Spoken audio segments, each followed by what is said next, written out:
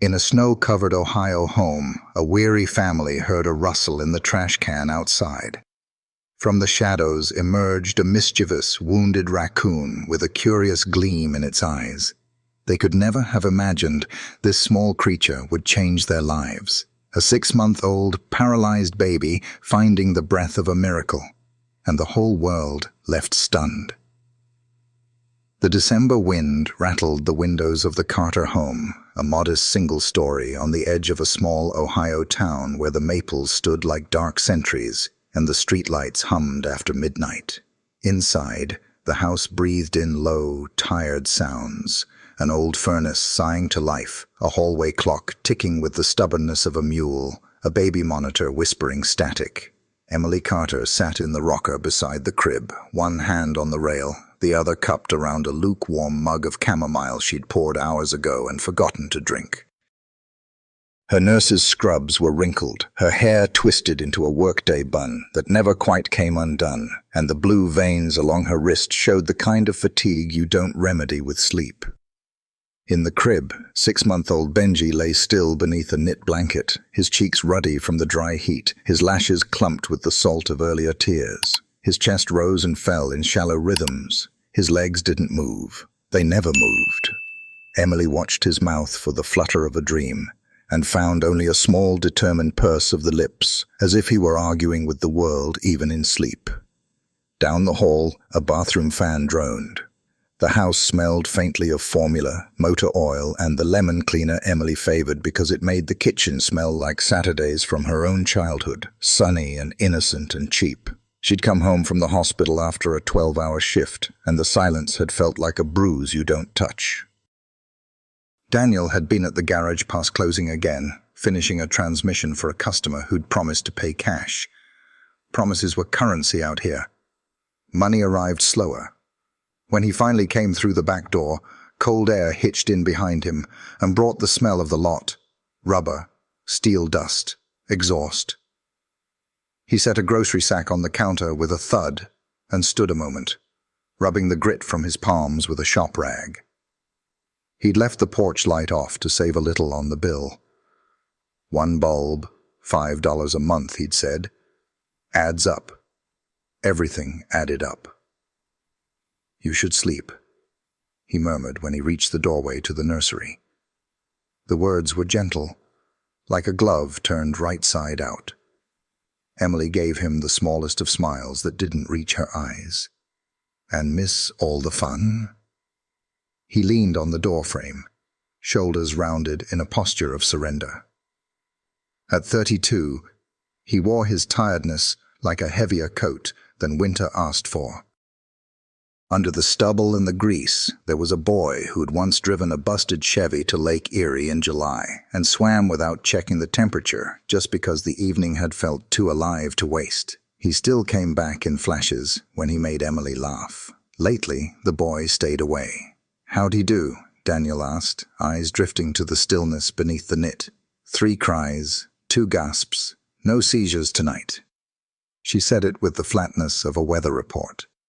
"That's something," he said, as if afraid that hope, spoken aloud, might bolt. She nodded, then took a deep breath and let it out slow, like a nurse counting respirations. His hand reached for her shoulder and settled there, thumb drawing a line back and forth through the thin cotton of her scrub top. The clock kept on. The furnace coughed. In the small world of the nursery, you could hear the fray in every stitch. Spinal cord injury was not the phrase the first doctor used. He'd said complications, like the word could absorb the shock and grief and chemistry and leave the parents with something they could carry. Later, specialists had added terms that sounded technical and safe: hypotonia, reduced conduction, long road, reduced. Emily had listened with the concentration of a student and the helplessness of a mother, and afterward had stood in a hospital bathroom and pressed her fist to her mouth until the paper towel dispenser blurred. "Bills came," Daniel said after a moment, his voice low, almost embarrassed. "Hospital statement and the propane. put them on the pile," Emily said, not unkindly. "I'll pick up an extra shift this weekend. The med-surg floor's short." He didn't argue. They were done pretending there was any other path but forward, even if forward was made of gravel. In the crib, Benji made a small sound, a complaint without volume. Emily rose and leaned in, rearranging the blanket, sliding a finger along the curve of his tiny palm, the way she'd learned calmed him best. The hand was warm, the skin impossibly soft. He didn't grip back. He never did. She bent and kissed his temple, the kiss of a mother who would bargain with the sky if the sky would listen. "Remember the day we brought him home?" she whispered, though her words were for herself as much as for Daniel. "You put that little ball cap on him and said he looked like a peanut vendor." Daniel smiled, small and crooked. "I said he looked like a man who'd sell out of peanuts by noon." "For cash," she said, and he chuckled because the joke had once been theirs. The laughter thinned and vanished, and in its place came the quiet that follows when people love each other, inside a problem too large for language. Daniel moved to the rocker and eased down, wood creaking. Emily lowered herself to the rug, leaning against his knee, and for a few minutes they shared a silence that was less bleak than before, the kind you can inhabit together without drowning. From the living room, the old TV glowed on mute, a ribbon of weather at the bottom promising lake-effect snow and advising folks to bring in their pets. A photo of Benji, taken the day he was born, sat in a brushed metal frame on the dresser. His eyes were closed in that picture, and his mouth wore a newborn's secret, uttered only to the person who clicks the shutter. Beside it, a half-empty bottle of children's acetaminophen, and a cluster of folded washcloths spoke of routines that had turned into liturgy. "You think he dreams?" Daniel asked, more to the darkness than to anyone who could answer. "I hope so," Emily said, because the alternative was too cruel. "I hope they're good ones." The heater kicked off. The house exhaled.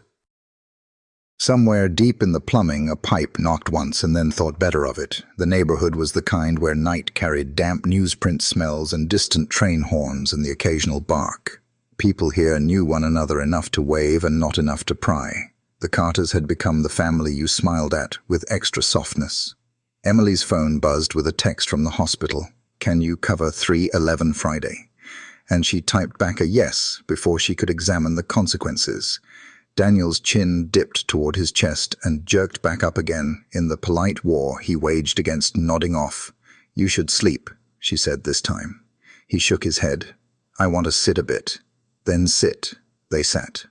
The minutes stretched and settled, light shifting from kitchen off to hallway dim to the little orange nightlight that cupped the baseboards. The monitor whispered again, then went calm. On the wall, the baby shower banner Emily couldn't bear to take down, paper balloons now faded, swayed slightly when the register breathed. A little after 1, the house found its deepest quiet. The kind of quiet that makes you aware of your own breath, and of every thought you've been postponing, and of the exact way your heart sounds when it's trying not to hope too loudly. Emily stood and stretched, vertebrae ticking back into place. She crossed to the window above the crib and pressed 2 fingers to the pane, cool as a promise. Snow had begun to fall, the slow kind that builds and doesn't shout about it. That's when she heard it. A faint metallic clatter from the back of the house, followed by the softest scritch, like a pencil testing paper. Then a pause, then another scritch. Emily froze, head tilted, the nurse in her instantly cataloguing noises. Furnace? No. Fridge compressor? No. Branch, maybe.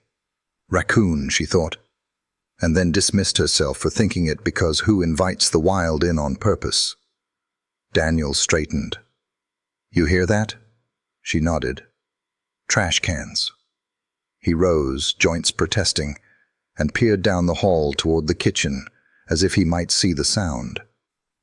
Maybe the wind, he said, but his voice made it a question.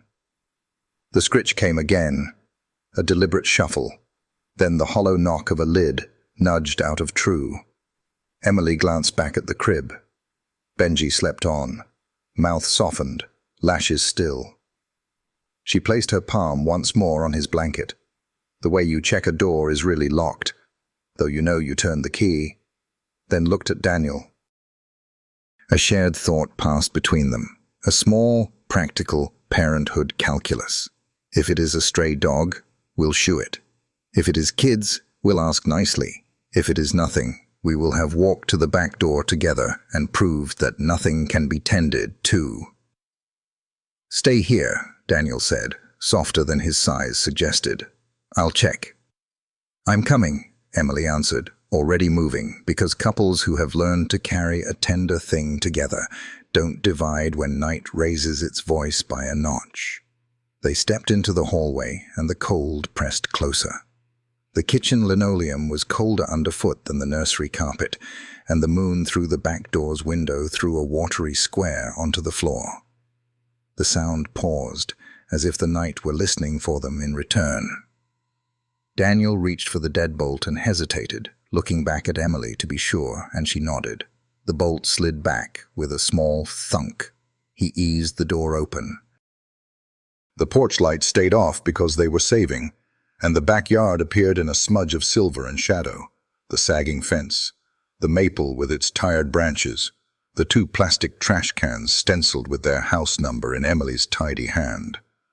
One lid tipped at a questioning angle, another scritch, closer now, followed by the faintest, almost polite metallic clink, like someone very small was rearranging the world 1 bottle cap at a time. Emily's breath made a cloud. Daniel leaned forward, squinting into the night.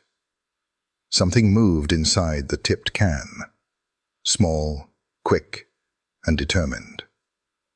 The lid wobbled, steadied, and then a pair of bright, curious eyes flicked up from the darkness. Twin coins catching moonlight, before vanishing again with a rustle. Daniel made a low sound that might have been a laugh if it weren't so close to a prayer.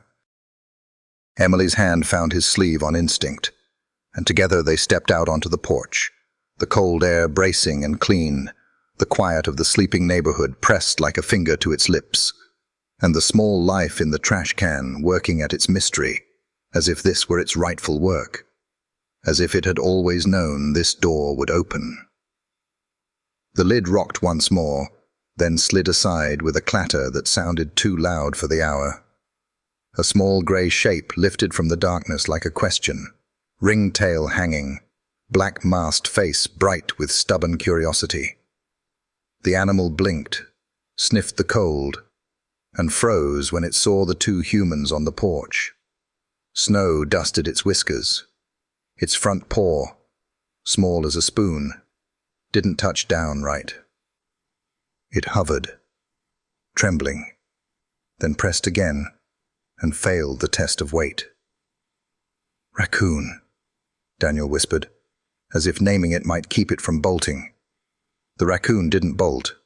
It studied them, head tilted, ears pricked. Then, with a mixture of gall and grace that belonged to creatures who learned long ago how to live too close to people, it dipped into the can again and produced a prize. The lid from a peanut butter jar. It tapped the plastic against the rim twice, like a musician counting off a song, and looked pleased with the sound. Emily's mouth softened. She had spent months handling what hurt and what could not be fixed, and the sight of something small insisting on joy, even the hollow kind, caught her off guard. She noticed the paw again, the way it kept skittering. "He's hurt," she murmured. "He's a raccoon," Daniel said. "He'll be fine in the woods." "We don't live in the woods," she answered, the tired humor threading through. "We live between two garages and a nail salon." The raccoon hopped down, misjudged, and sat abruptly on its haunches. It lifted the sore paw and licked it, eyes never leaving them, as if measuring their intentions against its own. Then it waddled, determined, toward the porch steps and tried to climb. The good paw gripped, the bad one slid, and the little animal let out a frustrated puff, more huff than cry. Emily stepped forward before she decided to. Daniel reached to stop her, and then dropped his hand, because all the times he'd loved her were suddenly loud in his memory, and none of them included turning away from hurt. "Careful," he said instead. "They bite." "I know," she said, kneeling to make herself smaller. "Hey there, fella. You picked the wrong can. That one's all coffee grounds and diapers." The raccoon cocked its head like it understood. Snow ticked the porch rail. Emily extended her hand to the side, not straight on, palm open, showing it she had nothing. The animal leaned forward to sniff the air above her fingers, then, with theatrical delicacy, tapped her knuckles with the tip of its nose. The cold of it surprised her into a laugh. "You're ridiculous," Daniel said, but his voice had lost its edge. Emily pulled the extra dishpan from beneath the porch bench and tipped it, winning a small patch of shelter. "Let's see that paw." She didn't reach. She waited. The raccoon seemed to make a calculation only it could understand, then scooted under the dishpan like a child crawling into a fort. Up close, she could see the problem. A cut just above the pads, clean but deep enough to protest every step. A sliver of glass glittered in the fur. Trash day had left its mark. "Glass," she said. Daniel exhaled. "Of course it is." She stood and went inside, returning with a bowl of warm water, a clean rag, a dab of antibiotic ointment, and the first aid tape she kept for Benji's heel sticks. "A minute," she told the animal, as if you could bargain with a raccoon. "Just a minute and you can go back to your criminal career." To Daniel's amazement, the little bandit allowed it. It flinched at the water, and then went still, eyes huge, as Emily teased the sliver free with a pair of tweezers and pressed the clean rag around the paw. The raccoon made a sound like a wheeze of complaint, then, almost theatrically, set its other paw on her wrist as if to say, "Enough, nurse, I am filing a grievance." Emily smiled despite herself and dabbed the ointment. She wrapped the foot in a tiny boot of tape and gauze that would never impress a veterinarian, but would do for the night. "There," she said softly. "All patched, Rusty." "Rusty?" Daniel asked. "Looks like he's been rolling under trucks," she said, nodding at the faint streaks of red dust and motor grit along the fur. "Besides, every rascal needs a name." The newly christened Rusty peered at the white boot, then lifted the mended paw and tested it, surprised by its own sturdiness. Satisfaction traveled up its spine. It rose, and in a gesture so unabashedly pleased it carried the warmth of comedy into the cold, thumped its ringed tail once against the porch step. Then, with courtly entitlement, it aimed itself toward the open kitchen door. "Nope," Daniel said, stepping sideways. "No visitors." Rusty paused, blinked, and performed a small act of raccoon diplomacy. It reached into the grocery sack by the door, extracted, patiently, precisely, a sleeve of crackers, and presented it to Daniel like tribute paid to a distracted king. The sleeve ruptured, 2 crackers skittered across the linoleum, and Rusty, who had meant to be generous, forgot itself entirely and chased one with a delighted scrabble that turned into a sideways slide. The bandaged foot held. The little animal stopped, astonished at its own success, and sat up, bright with pride, cracker between its paws like a trophy. "Emily," Daniel said, but he was smiling. "He'll freeze," she answered, and she didn't mean the weather alone. Rusty solved the argument by choosing. He waddled past them with the quick arrogance of someone who'd learned doors are for the willing, then trotted with comic solemnity into the warmth, sniffing like a sommelier evaluating a flight. Mop bucket, old coffee, laundry soap, lemon cleaner, motor oil. He paused at the refrigerator and, with scandalous competence, hooked the handle with his little hands. The seal resisted. Rusty dug in, wrinkling his nose, and the door sighed open 2 inches. "Absolutely not," Daniel said, catching it before the leftover meatloaf learned to walk. Rusty accepted the boundary with a shrug of whiskers and toddled toward the hallway, curiosity already traveling ahead. Emily scooped him, carefully, firmly, mid-waddle, and Rusty made a small surprised chirr that turned into contentment the instant he realized the lift meant warmth and attention. He draped himself across her forearm like a stole, one tiny hand resting on her sleeve as if taking a pulse. The weight was feather-light and undeniably alive. "Just the mudroom," Emily said. "We'll make him a box. One night." "One night," Daniel agreed, because people in love with each other and in debt to the cold make allowances they pretend are temporary. They fashioned a bed from an old shoebox and a towel the color of late peaches. Rusty investigated, circled once, then made a pleased sound and settled. The bandaged foot stuck out like a little flag of surrender. Emily placed a small bowl of water nearby and a few torn crackers, ignoring Daniel's theatrical sigh about the pantry.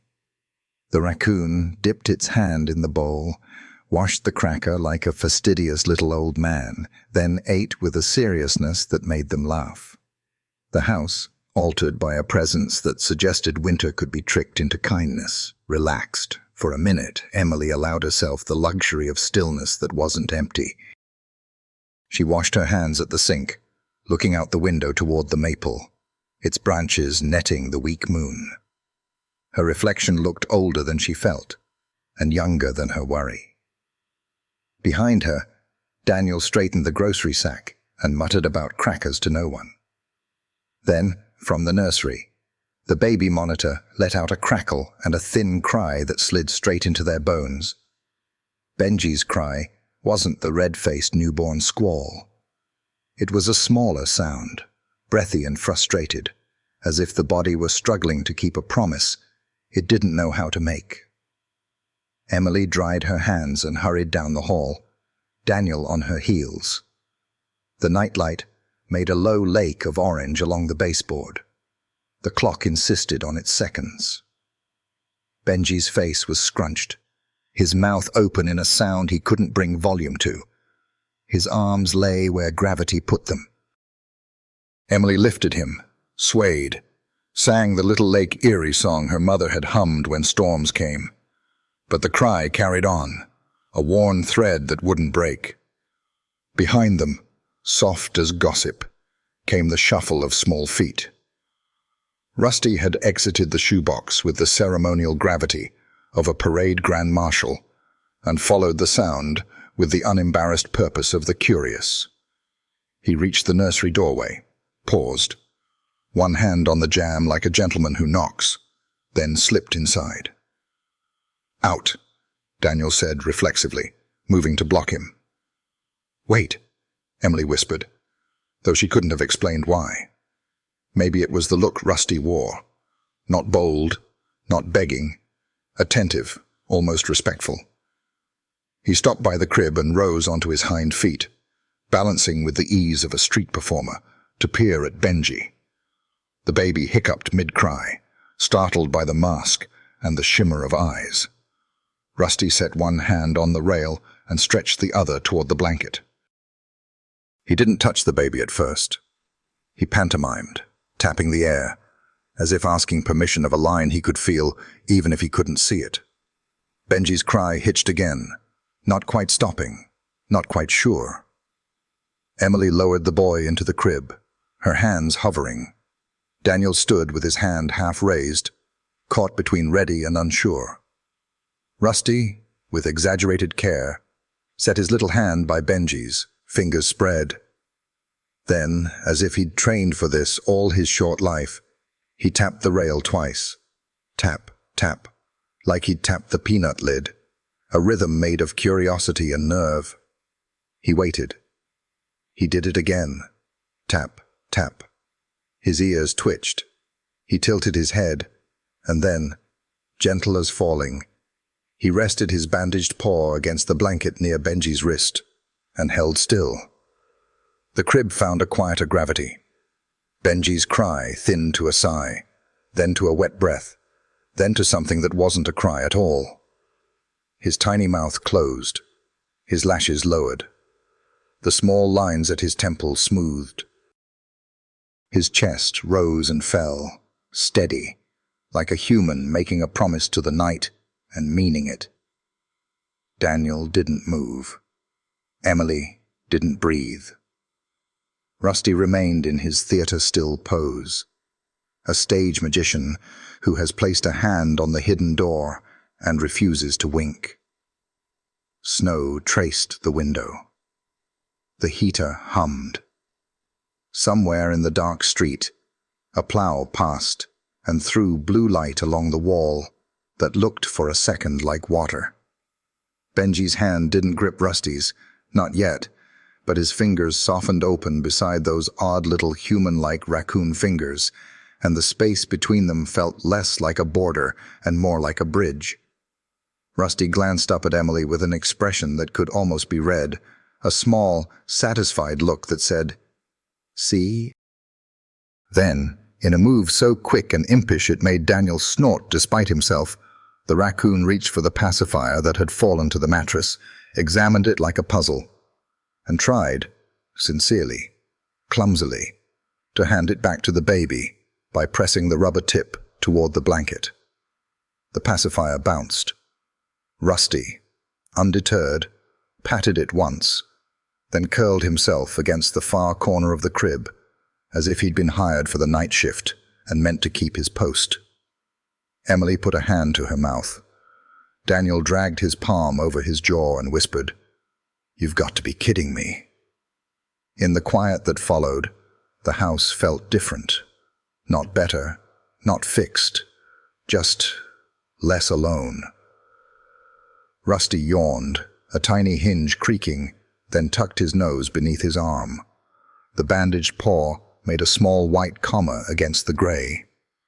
Benji, breathing easy now, let out a sleep sound that was almost a laugh. "Just one night," Daniel said again. But he wasn't talking about the raccoon anymore. Emily reached for his hand and found it, warm and certain. And for the first time in a long while, the clock's counting didn't sound like a threat. It sounded like accompaniment. Morning light in January carried a bleached quality, thin and merciless. It crept through the blinds of the Carter nursery and fell across the floor in pale stripes. Emily sat slumped on the edge of the crib, one hand tangled in her own hair, the other resting on her knee. She had not planned to sleep at all, but sometime before dawn she had dozed against the rail with her cheek on the wood. What woke her wasn't Benji's usual cries. It was the uncanny stillness of peace. The monitor, for once, had remained silent. When she blinked herself fully awake, her first thought was that something was wrong. The quiet in the house felt heavy, suspicious. She leaned over the crib. Benji's face was calm, his lips closed, his cheeks soft with the color of steady circulation. He was asleep. Not the twitching, restless half-sleep he usually fought for, but a true slumber, like the kind she had almost forgotten existed. Then she saw the raccoon. Rusty lay curled in the far corner of the crib, a gray ball of fur, bandaged paw sticking out like a misplaced toy. His mask-striped face peeked above the blanket, eyes closed, his chest lifting with slow, even breaths. The absurdity of it would have made her laugh in another world. A wild animal, the kind neighbors called animal control for, tucked against her infant, as if the two had known each other longer than life itself. Emily touched the blanket near her son's arm, Warmth radiated from both child and Raccoon. She didn't dare move Rusty for fear of breaking whatever fragile truce the universe had declared in their favor. Instead, she sat there, tears climbing uninvited, and whispered, "You're safe, baby. Just stay safe." By the time Daniel stumbled down the hall, rubbing sleep from his eyes, Rusty was already awake. The raccoon stretched, shook his ringtail once like a banner, and then, with a theatrical dignity, stepped over Benji's legs. He didn't rush. He didn't scratch. He simply tapped the mattress with his good paw, then nudged the baby's wrist with the bandaged one. Benji stirred but didn't cry. His eyelids fluttered, and then, impossibly, his tiny fingers twitched as if answering. Emily gasped so sharply Daniel thought something had broken. "Look," she whispered. Daniel leaned in, jaw tight. He saw it too. A flutter. A flex no thicker than the lift of a breath. He straightened, shaking his head as if denial could chase away what he had witnessed. "Babies move in their sleep," he muttered. "Not ours," Emily said. Her voice was fierce and trembling all at once. "Not like that." Rusty, apparently uninterested in the debate, hopped out of the crib with an agility that made his bandage look more decorative than medical.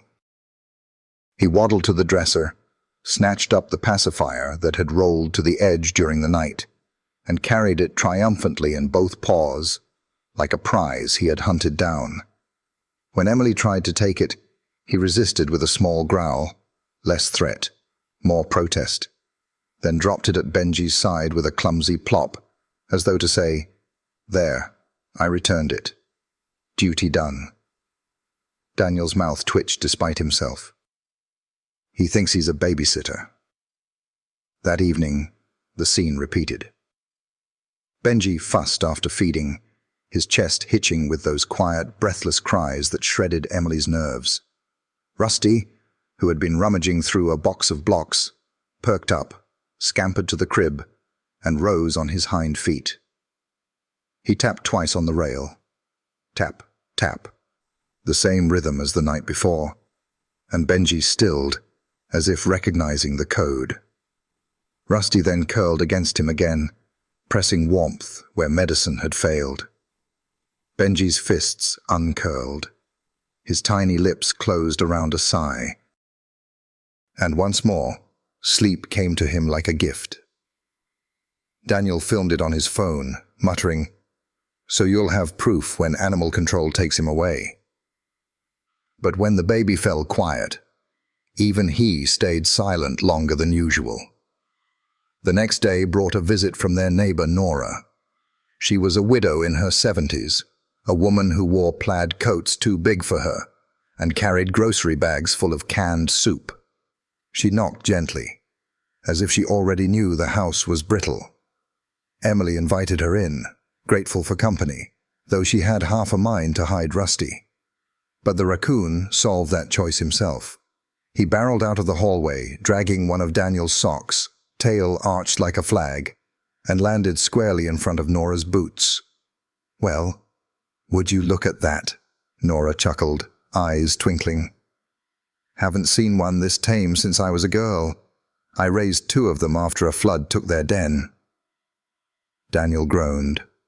"Raised them?" "You make it sound like a puppy." "Smarter than most puppies," Nora said, kneeling despite the stiffness in her knees. Rusty sniffed her fingers, decided she passed inspection, and promptly climbed onto her lap, like a rightful heir. Nora rubbed behind his ears. "These little bandits can sense things. Illness, storms, moods. Don't let anyone tell you they're just scavengers." Emily exchanged a glance with her husband. There was something eerie about how Rusty behaved around Benji, something that belonged neither to coincidence nor to science. Nora's words fanned the ember of belief already glowing in her chest. That night, Emily tested it. She laid Benji in the crib, restless as usual, and then waited. Rusty had been curled on the rug, pretending to nap, but the instant Benji whimpered, the raccoon padded over, climbed into the crib, and pressed his tiny hand to the baby's arm. What happened next unraveled Emily's skepticism completely. Benji's hand twitched again. Then, impossibly, his eyes opened for a fraction of a second and seemed to follow Rusty's movement before fluttering shut. "Daniel," Emily whispered, her heart pounding. "He's responding. Don't you see?" Daniel leaned against the doorway, arms folded, his face shadowed. He wanted to argue, to claim nerves and reflexes, but the sight had taken his words. He rubbed his jaw and said only, "I'll set up a camera." By the third night, the pattern was undeniable. Rusty would tap, nudge, curl close. Benji would calm, fingers twitching in answer. Sometimes it was no more than a faint flex, sometimes a flutter of toes. But to Emily, it was proof of something larger than all the charts stacked in hospital files. Daniel stayed silent longer each time, though once Emily caught him brushing at the corner of his eye as though an itch had arrived uninvited. Rusty, meanwhile, played the role with a mischief only raccoons could manage. He stole bottle caps to rattle beside the crib like toys, dragged kitchen sponges across the hall as if they were offerings, and once even tried to wedge himself into Benji's bassinet while clutching a cracker. For all his antics, the results remained the same. Peace for a child who had known nothing but discomfort, movement in limbs pronounced forever silent. On the fourth morning, Emily woke to find Rusty sprawled across Benji's stomach, his little masked face pressed near the baby's chin, both of them breathing in unison. Sunlight caught the two together in a still frame so fragile she dared not move for fear of shattering it. She thought then of how despair had filled their home like smoke, and how this small, wild creature had walked straight in, scattering the darkness with a bandaged paw and a stubborn will. She leaned close to whisper to her son, "You're not alone anymore, sweetheart. He's watching over you." From the doorway, Daniel watched them all, his expression caught between disbelief and something dangerously close to hope. He said nothing, but the silence was less harsh than before. It held the shape of possibility. And in that quiet morning, with snow still falling beyond the window, the Carters understood that their lives had already shifted. The raccoon had made himself part of their story, whether they admitted it or not, and Benji, for the first time in 6 months, slept like he trusted the world would still be waiting when he woke. The house carried a new kind of rhythm in the days that followed. It wasn't the rhythm of certainty or cure, far from it, but a cautious, trembling cadence that alternated between hope and disbelief. Emily moved through her mornings with a lighter step, as if the air itself had loosened its grip on her shoulders. She hummed when she made coffee, not because she had slept better, she hadn't, but because she had seen Benji's fingers flutter against Rusty's paw and believed. Belief was fuel, even when it burned unevenly. Daniel, on the other hand, wore his doubt like a coat he refused to hang up. He'd watched the same twitch of fingers, the same quieting of cries, and still insisted, "It's just reflex, a fluke." But the way he stayed longer in the nursery at night betrayed him. He would lean on the doorway, arms folded, watching with the same wary attention a mechanic gives to an engine that shouldn't run, but somehow sputters to life. One evening after supper, Emily decided to push the matter. She sat at the table with her phone, scrolling through videos of therapy animals she had pulled up during a break at the hospital.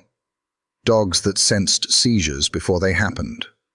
Cats curling against children with fevers until their temperatures eased. Horses guiding veterans through panic. She held the phone up to Daniel as Rusty clambered across the kitchen counter behind her, pawing at an unopened box of cereal like a burglar testing locks. "See? It's not unheard of," she said. "Animals can feel things we can't.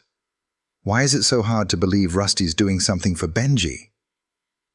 Daniel set down his fork with deliberate care, as though the conversation required more attention than his meal. "Because believing means gambling on something we can't prove," he said.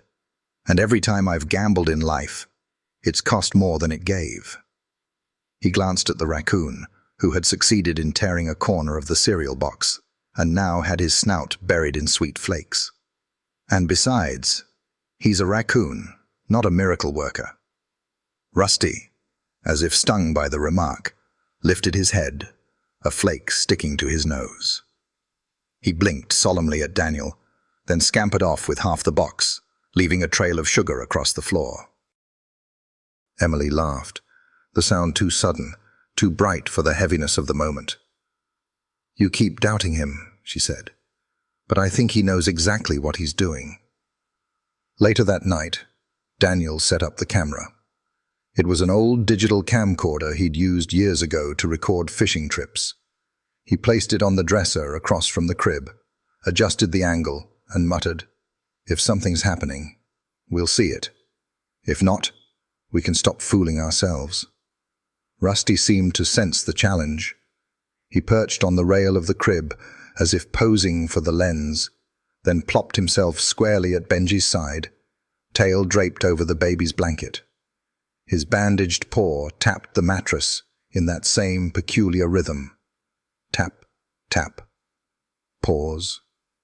Tap. Benji stirred. Emily caught her breath. Slowly, deliberately, the baby's fingers flexed, curling ever so slightly toward the source of the tapping. Emily's hand flew to her mouth. "There," she whispered. "You see it?" Daniel's jaw tightened. He did see it. He had no choice but to. Still, the words that rose to his lips were defense, not surrender. "Coincidence," he muttered. "His body spasms, that's all." Rusty tilted his head at Daniel then, almost comically, and gave a sharp chirr, a noise that sounded like indignation in miniature.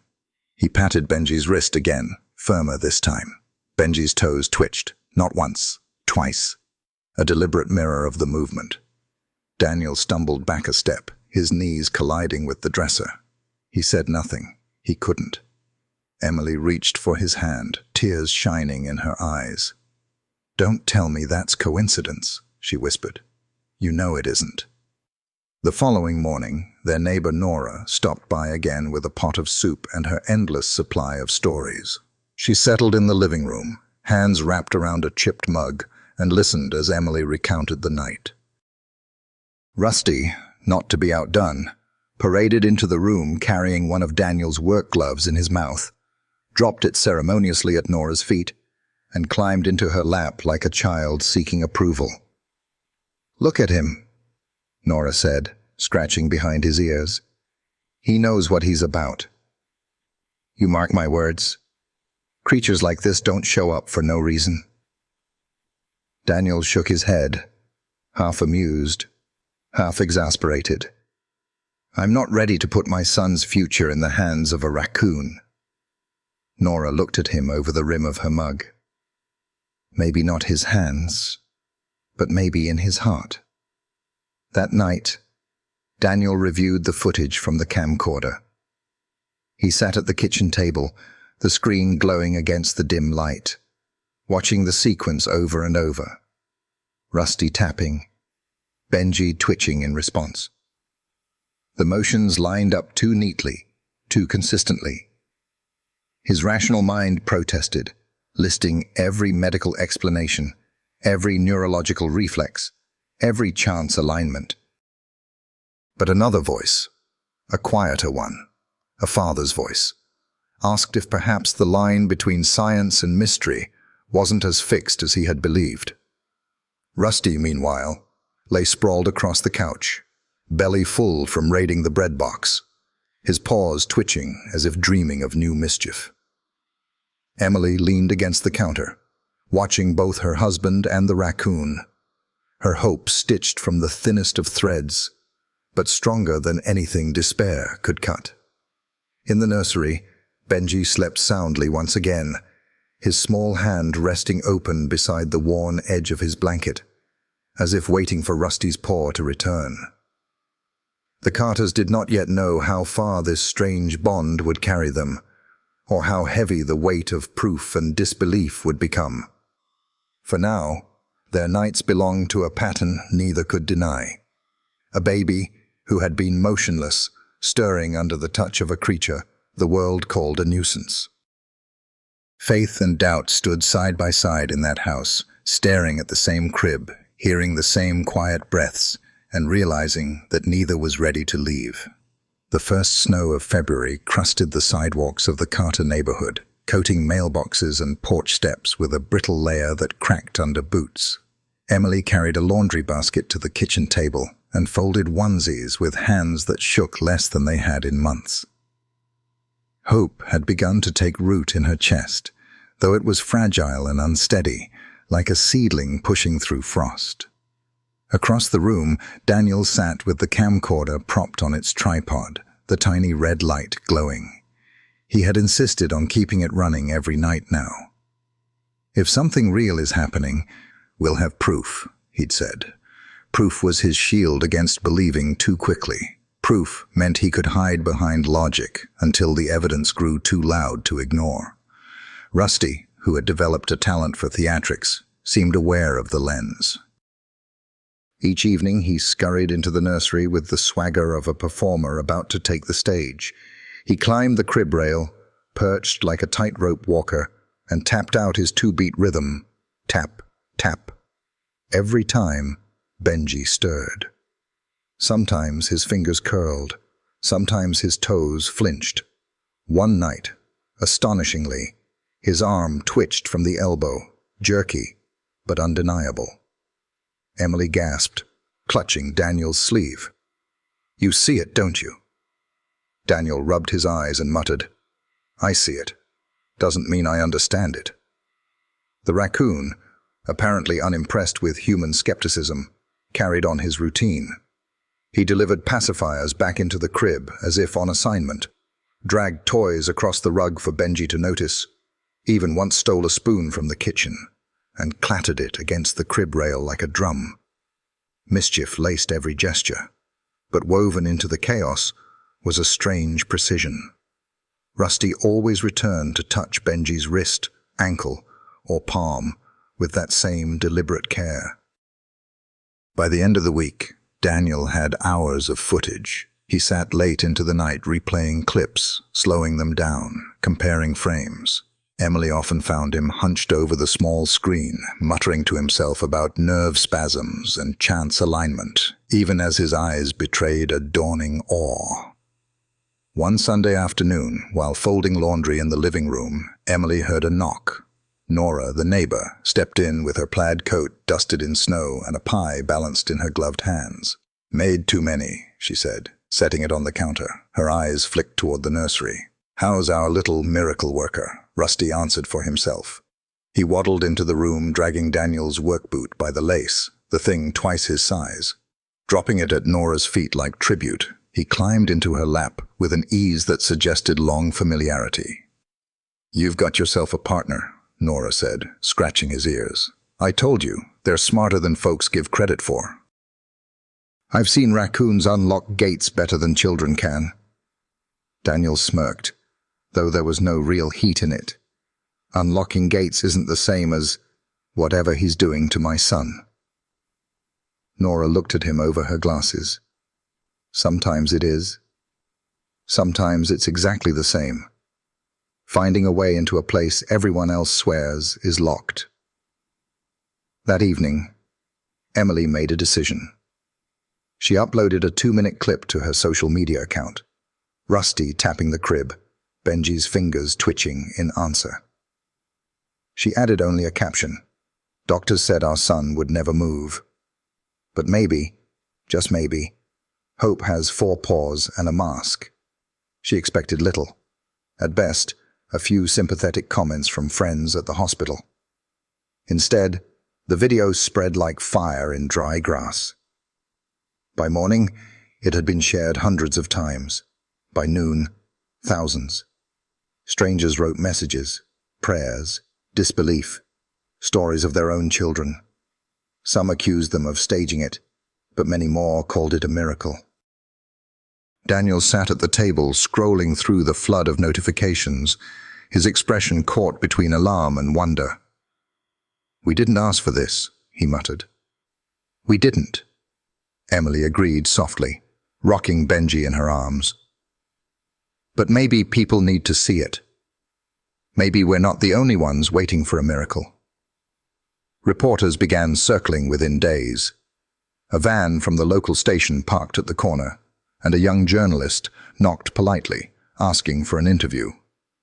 Rusty chose that moment to march across the porch carrying an empty soda can, banging it like a cymbal, which made the reporter laugh despite herself. Word spread faster. Headlines appeared online: "Paralyzed baby calms under care of Raccoon. Miracle in Ohio. Can a wild animal heal?" Daniel grew tense with the attention. He muttered about privacy, about strangers knowing too much, about people treating them like a sideshow. Emily tried to reassure him, but she too felt the ground shift under their lives. One evening, when the house had finally gone quiet, the phone rang. Emily answered, expecting another neighbor or curious reporter. Instead, a calm, professional voice spoke her name. "This is Dr. Grace Miller," the woman said. "I'm a pediatric neurologist based in New York. I saw your video." She paused, her tone deliberate. "I don't know what I witnessed, but I know I need to see it in person." Emily's heart thudded. She glanced at Daniel, who frowned, suspicion etched into his face. "Doctor," Emily said carefully, "you really think it could be something?" "I think," Dr. Miller replied, "that we may be overlooking possibilities. And if what your raccoon is doing is real, it would be unprecedented. May I come?" Emily looked at her husband. For once, he didn't argue outright. He rubbed his jaw, glanced toward the nursery where Rusty had just settled himself protectively beside Benji's crib, and exhaled. "Come," he said finally. "See for yourself." Outside, the snow fell thicker, muffling the town in white silence. Inside, the Carters understood that their strange secret had outgrown the small house. What had begun with a trash can bandit and a baby's cry was about to be tested against the hard light of science and the eyes of the world. And for the first time, Daniel admitted to himself that he was afraid. Not of being wrong, but of what would happen if Rusty turned out to be right. The day Dr. Grace Miller arrived was gray and brittle, the kind of Ohio day when the sky pressed low and the roads wore a film of salt dust. Emily had tidied the living room twice, though there wasn't much to fix. Second-hand furniture, baby blankets folded neatly in corners, a stack of unpaid bills tucked under a vase, as if flowers could hide numbers. Daniel had said nothing while she worked, only kept glancing at the clock as if measuring the cost of what was about to walk through their door. The knock came just after noon. When Emily opened it, she found not the cold-eyed skeptic she feared, but a woman in her 50s, with kind lines etched around her mouth and eyes. Dr. Miller wore a simple wool coat and carried only a leather satchel. Her grey-streaked hair was tied back, her hands ungloved against the cold. She smiled faintly at Emily, and then looked past her shoulder, drawn by a sound from the nursery. A light tapping noise, tap-tap, like a code against wood. Rusty had made his entrance. The raccoon scuttled into the hallway, dragging one of Benji's rattles, shook it with comic pride, then dropped it at Dr. Miller's boots, as if welcoming her to his territory.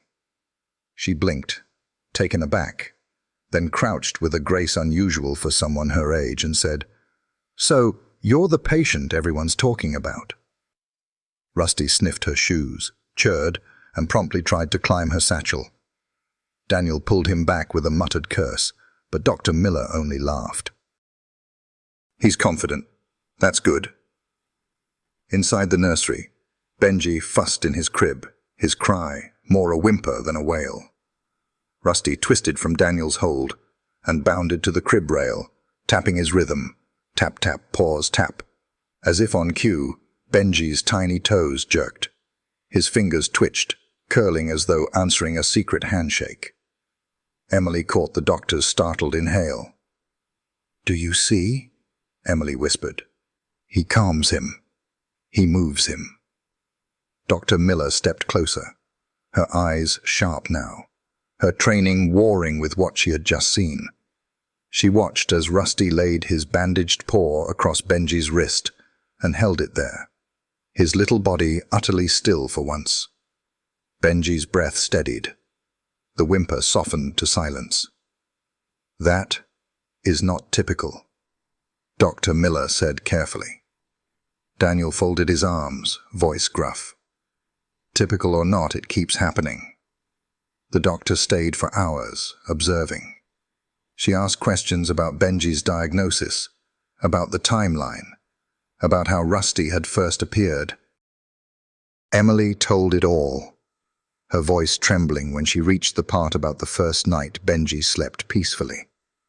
Rusty, meanwhile, alternated between diligent babysitting and outright mischief, stealing the cap off Dr. Miller's pen, attempting to pry open the diaper bag zipper, at one point dragging a sock into the crib as if it were a prize offering.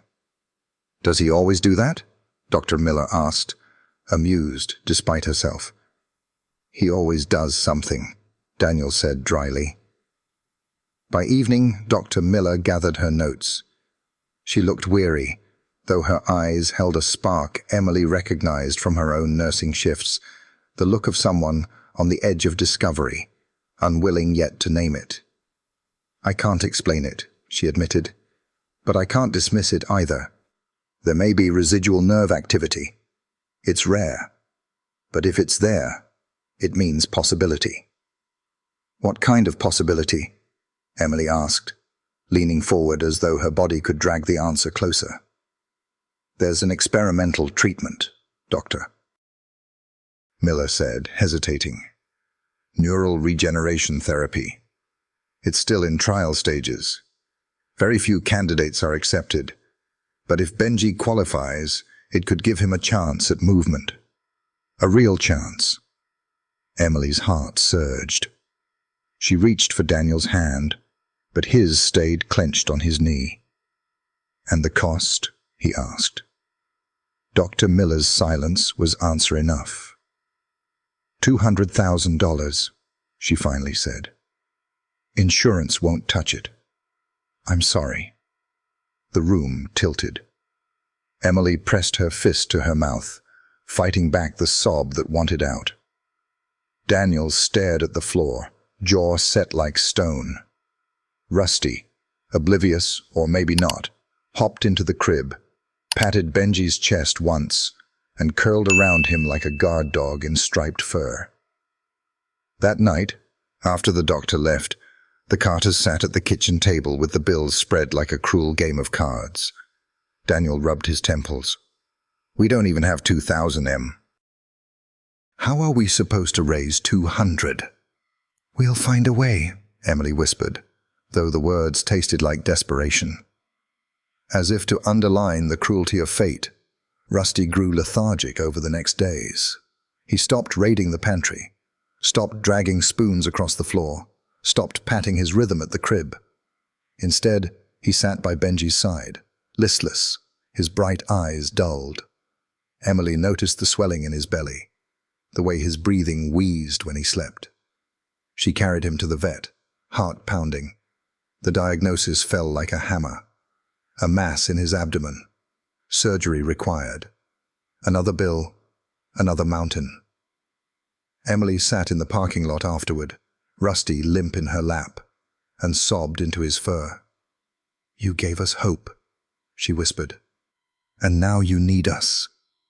At home, Daniel listened to the vet's words with his face buried in his hands. "We can't even pay for Benji," he said hoarsely. "How can we pay for both?" Rusty tottered to the crib, pulled himself up with effort, and laid his head against Benji's arm. The baby stirred, then stilled again. his tiny hand curling near Rusty's fur as if reaching for him. Emily watched them, her chest breaking. "We can't choose," she whispered. "Not between them." Daniel didn't answer. He stared at the two lives bound together in that crib, and for the first time since Rusty arrived, he had no words. The night stretched heavy. Snow fell again outside, muffling the world in white silence. Inside the Carter house, hope and despair sat side by side at the crib, while a raccoon with a bandaged paw and a baby who was never supposed to move clung to each other, as if refusing to let go. And for Emily, the fragile hope that had taken root now wavered under the cruel weight of choice. And the storm that week was the worst of the season. An endless sweep of white that buried cars up to their windows and left the Carters' porch steps slick with ice. Emily moved like a ghost through the house, tending to Benji, tending to Rusty, tending to nothing and everything, as if sheer motion could keep despair from settling in her bones. Rusty lay on an old quilt near the crib, his fur duller than it had been, the spark of mischief in his eyes dimming under the weight of illness. When he tried to climb onto the rail to reach Benji, his legs trembled, and he slid back down, curling himself in a small heap, with a whimper so soft it broke Emily's heart more than any scream could have. Daniel came home from the garage later than usual, his shoulders hunched against the cold. He stamped the snow from his boots and dropped into a chair at the kitchen table, where the bills were spread in their accusing silence. For a long time he said nothing, just rubbed his hands over his face. Then finally, hoarse, he spoke.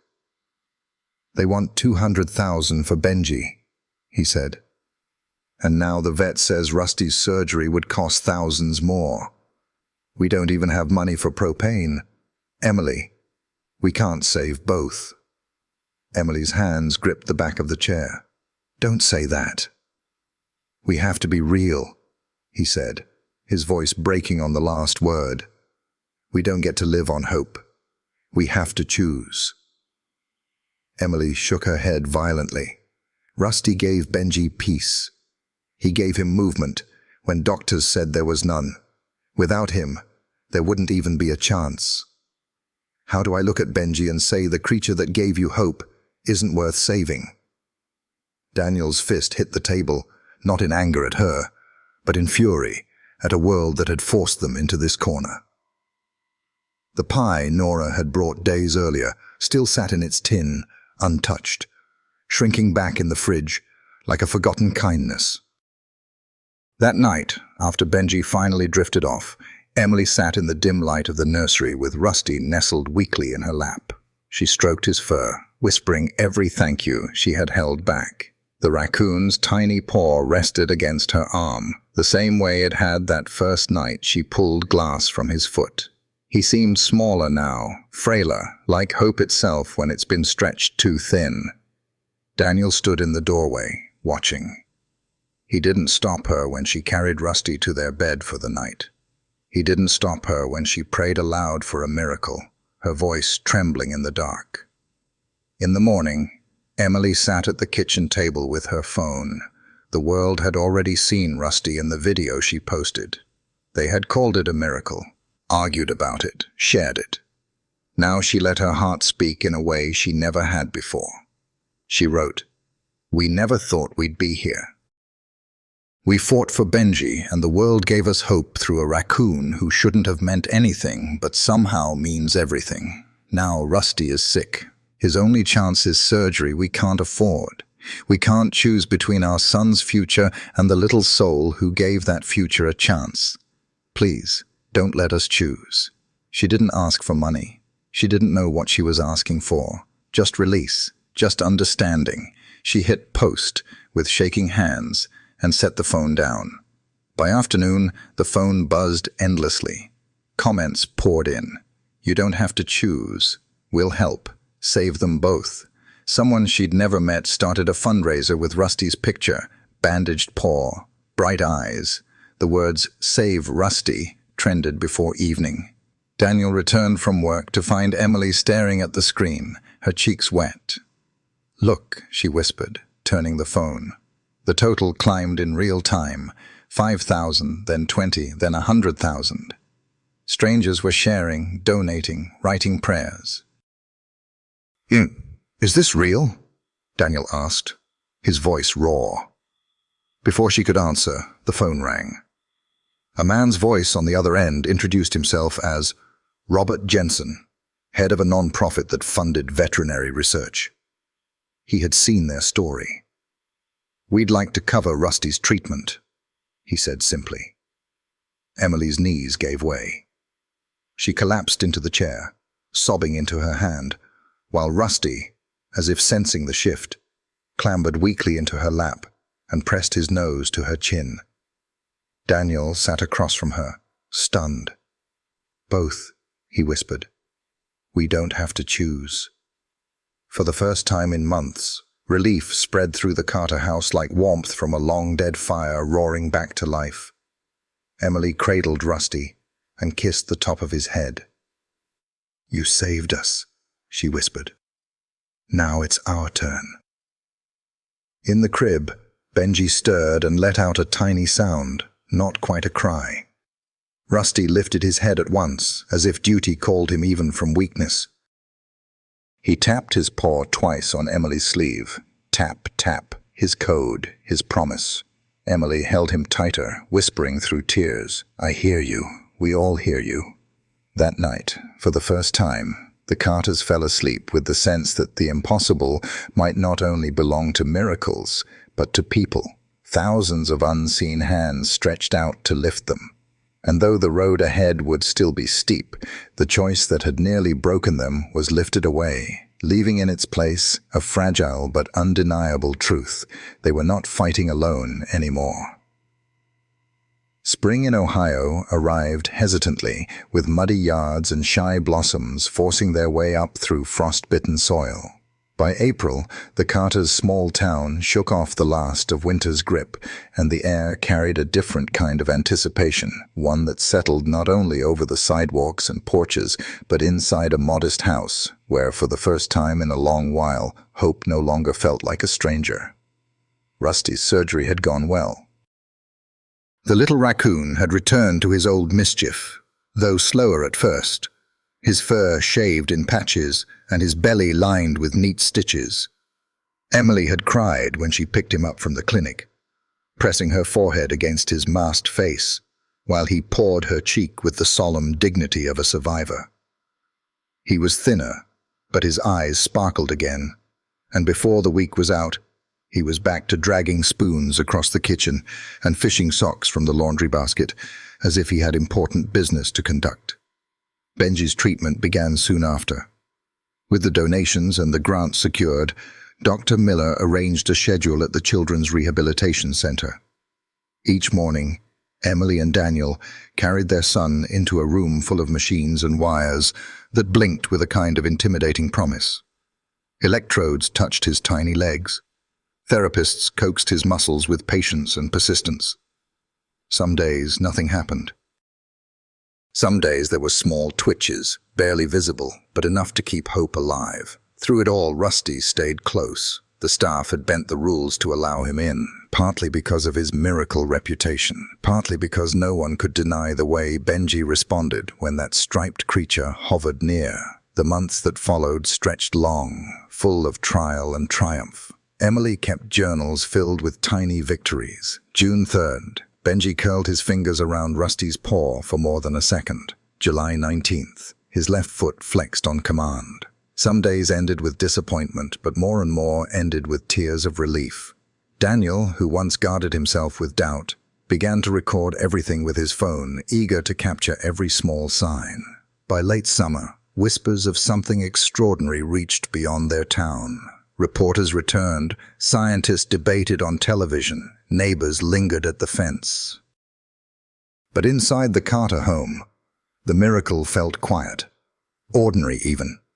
The daily rhythm of persistence, of a baby learning the motions his body had been denied, of a raccoon acting as both jester and guardian. And then came the day that would change everything. On a crisp October afternoon, the rehabilitation center filled with more people than usual. Friends, neighbors, therapists, even local reporters crowded the room. A banner hung crookedly on the wall.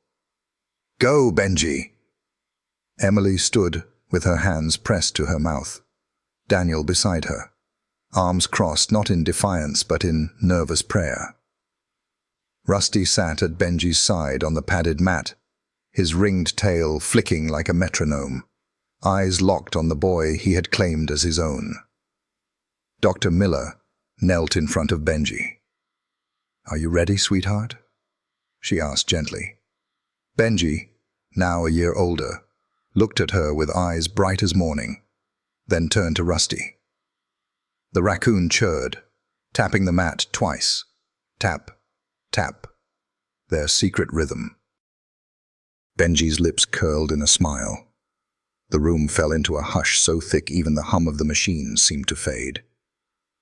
With careful hands, Dr. Miller steadied Benji's back, then whispered, "Push, baby. You can do this." For a breathless moment, nothing happened.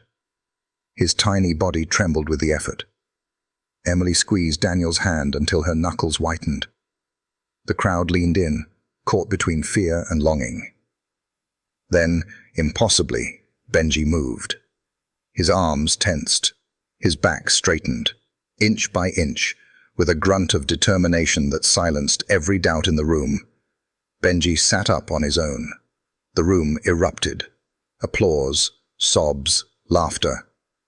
Emily collapsed to her knees, tears pouring freely, while Daniel let out a choked laugh that cracked into a sob. Dr. Miller pressed a trembling hand to her chest, shaking her head in awe. Rusty barked out a raspy chirr, tail thumping wildly, then bounded forward to press his paw against Benji's cheek. The boy giggled, a sound so pure it carried through every corner of the room, but the miracle wasn't finished. Dr. Miller steadied him again, then whispered, "One more try." Daniel stepped forward, his voice breaking. "Come on, buddy. Show them." Benji clenched his fists, pulled strength from somewhere beyond muscles, and, wobbling, swaying, he stood, alone, for the first time in his life. The crowd gasped, the sound like a wave. Emily covered her mouth, unable to breathe. Benji teetered, then looked at Rusty, who stepped carefully beside him, moving at his pace. With his striped guardian as guide, Benji took one unsteady step, then another. Cheers broke like thunder. Some wept openly, others clapped until their palms stung. Daniel caught Emily as she nearly fell from the force of her sobs. "He's walking," she whispered through tears. "Our baby's walking." Benji stumbled after a few steps and fell into Emily's arms. She held him tight, rocking him as laughter and tears mingled, while Rusty leapt onto her shoulder like a proud older brother claiming his place in the story. That night, the video spread across the internet like wildfire. Paralyzed boy walks with Raccoon by his side. Millions watched, millions wept, millions shared. They called it the Rusty effect. Scientists argued about neuroplasticity, about instinct, about coincidence. But for those who had seen it with their own eyes, explanations mattered less than the truth of the moment. A baby who was never supposed to move had walked, guided by a mischievous raccoon with a bandaged past. Months later, on a sunny spring morning, the Carter family gathered in the park with neighbors and friends. Benji, steadier now, toddled through the grass with Rusty bounding beside him, occasionally trying to steal balloons from picnics or rifling through unattended lunch baskets to the amusement of onlookers. His antics drew laughter, but no one scolded. Everyone knew this little bandit had earned his place. Emily stood watching, her eyes wet, but her smile unshakable. Daniel slipped an arm around her shoulders, murmuring, "Do you think he knows?" Do you think Rusty understands what he did?" She leaned into him, her voice soft. "He's always known. From the very first night." As Benji stumbled, Rusty darted in to steady him with a nudge of his paw, then bounded ahead, glancing back as if urging, "Come on, keep going." And together, Boy and Raccoon crossed the grass, laughter trailing behind them like music. Some miracles arrive dressed in white coats and science. Others arrive hungry, limping, rummaging through trash cans on a winter night. The world may never explain what bound Rusty and Benji together, but those who witnessed it didn't need explanation. They had seen hope given shape. And as the sun dipped lower, casting long golden light over the park, Emily whispered the truth she carried in her heart. Sometimes, miracles have tiny paws and a mischievous grin. If this story touched you, I'd love to hear from you. Just drop a simple 0 or 1 in the comments, so I know you were here. And don't forget to hit subscribe. There are more unbelievable stories coming that you won't want to miss.